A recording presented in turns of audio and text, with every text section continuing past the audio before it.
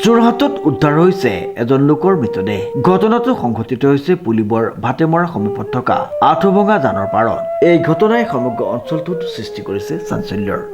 ইয়াত পলাই দিয়ে তাৰমানে কেনেকৈ গম পায় সেইবোৰ মই নাজানিম দেই, বা বস্তুটো কি ধৰণে মই অকলে আহিবলৈতো ভয় লাগে, কাৰণ কেলৈ ৰাতি পদূলিৰ কথা। তথাপিতো মই এওঁলোকে বিভূতি গুৱাহাটীতে খবৰ দিলে মই পাক এটা মাৰি চাওঁ, তেতিয়া মানুহ দুন নাপাওঁ। এইটো আঁঠুভঙা জান? হয়, আঁঠুভঙা জানৰ বাৰতে হয়। এতিয়া ৰখি আহিলে তেওঁলোকে তদন্ত কৰিছে। মানে উদ্ধাৰ হোৱা নাই এতিয়ালৈকে, পৰিচয় নাই হোৱা এতিয়ালৈকে। উল্লেখযোগ্য যে যোৰহাট জিলা পুলিবৰ আৰক্ষী থানাৰ অন্তৰ্গত ভাটেমৰা অঞ্চলৰ সমীপত থকা আঁঠুভঙা জানৰ পাৰত পুৱাই উদ্ধাৰ কৰা হয় এজন প্ৰায় 55 বছৰীয়া ব্যক্তিৰ মৃতদেহ। জানটোৰ পাৰৰ এজোপা বাঁহগছত চিপজৰি লৈ আত্মহত্যা কৰাৰ পাছতেই মৃতদেহটো স্থানীয় ৰাইজে লক্ষ্য কৰে। খবৰ পোৱাৰ লগে লগে ঘটনাস্থলীত উপস্থিত হৈ পুলিবৰ আৰক্ষী থানাৰ আৰক্ষীয়ে ঘটনাস্থলী পৰিদৰ্শন কৰি তদন্ত আৰম্ভ কৰিছে।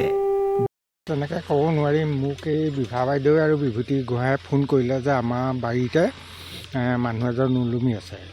মোক গাঁও প্ৰধান হিচাপে তেওঁলোকে খবৰ দিয়াটো দায়িত্ব পালন কৰিছে। ময়ো সেইমতে তেখেতৰ খবৰ পাই খুব বেছি 5 মিনিটৰ পিছতে মই গা পা ধুই পেলানি আহি ইয়াত পালোহি, দেখিলোঁ হয় মানুহটো ওলমি আছে। লগালগ মই আমাৰ থানালৈ খবৰ দিয়া হ'ল আৰু আমাৰ চাৰ্কুল অফিচাৰ খবৰ দিয়া হ'ল। তেখেতসকলৰ ব্যক্তিগত ইয়াতো মেছেজ দিয়া হ'ল। তাৰপিছত এতিয়া মানুহজন ক'ৰ কি কথা মই এতিয়ালৈকে চিনি পোৱা নাই। কিন্তু কথা হ'ল কি, এই অঞ্চলটোত মানে এনেকুৱা হয় যিটো নেকি মই আহি পেলানি ৰাতিও বহুত মানুহ খেদা হয়, কিন্তু অকলে পিটন খাবলৈ মইতো আহিব নোৱাৰোঁ। এই বিষয়ত মই ওপৰ লেভেলতো কথা পাতিলোঁ বা জনাইছিলোঁ। জনোৱাৰ স্বত্তেও তেখেতসকলে কেতিয়াবা আহে। উদ্ধাৰ হোৱা ব্যক্তিগৰাকী পুলিবৰ ভাটেমৰাৰ ডামৰিচুকৰ বাসিন্দা তুলন বৰুৱা বুলি জানিব পৰা গৈছে। তেওঁ কিয় এনে চৰম সিদ্ধান্ত গ্ৰহণ কৰিলে সেই বিষয়ে এতিয়াও স্পষ্ট তথ্য লাভ হোৱা নাই।